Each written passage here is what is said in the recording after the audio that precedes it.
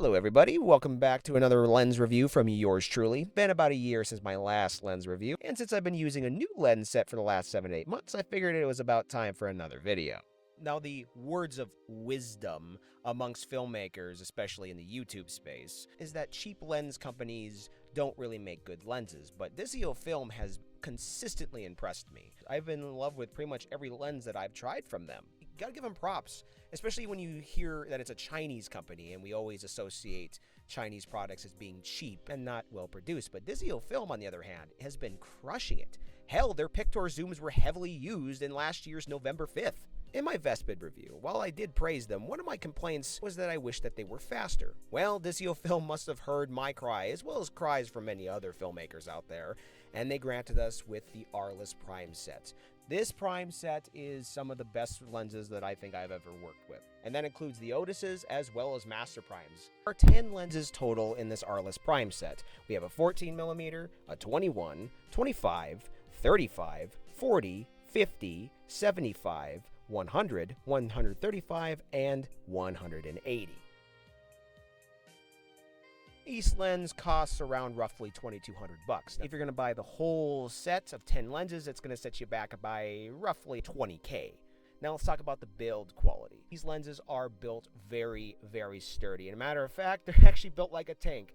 I unfortunately on one set dropped my 35mm. I thought it was secure and it fell out of my car and it rolled down the street. Despite the fact that it took some nicks and some scratches on the exterior of the lens, the glass was unaffected and the gears worked very well, just as how they came right out of the box, and I am sincerely impressed by this. Now again, as always, I would not recommend that you go out there and test this on these lenses or any lens in general, because that's just stupid, but I just want to let you know that these lenses have been field tested and they can take a beating. So props to DZOFILM for doing this. These are not the smallest lenses around. They weigh more than the Vespid Primes. So if you are looking to use a gimbal or a Ronin of that type, keep that in mind that you're going to have to do some balancing and whatnot. I have used the Ronin S4 with these lenses and it does work.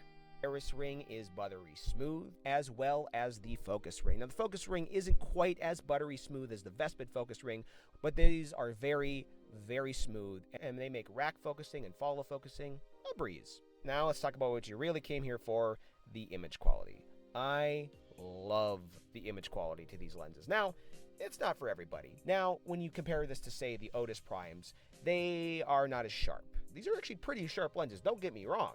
But when you want to say, if you want to shoot up to like T2 or to T1.4, if you compare that to the Otuses, which I consider to be some of the sharpest lenses on the market, they come a little bit short. These lenses actually remind me a lot of the Zeiss Super Speeds, that being they have vintage characteristics, all while remaining reasonably sharp. There's some barrel distortion on the 25mm and a little bit on the 35, and if that's something that you don't want, then maybe consider not getting this lens set. But if you don't care about that like I do, then you're going to fall in love with it. Now, chromatic aberration, some people complain about that all the time. To me, I don't really care about chromatic aberration. Every lens has it. That being said, these lenses are actually pretty well controlled. If you complained about the chromatic aberration in the Cat Ace, in their Vespid Primes, these are very, very well controlled to that. Yeah, there's some chromatic aberration more on the 50mm and 75, but it's practically not all that noticeable, to be honest with you. Now, there is amazing separation with these lenses. The 50 and 35, just beautiful. Again, end to end, corner to corner. They're not as sharp as the Otus Primes,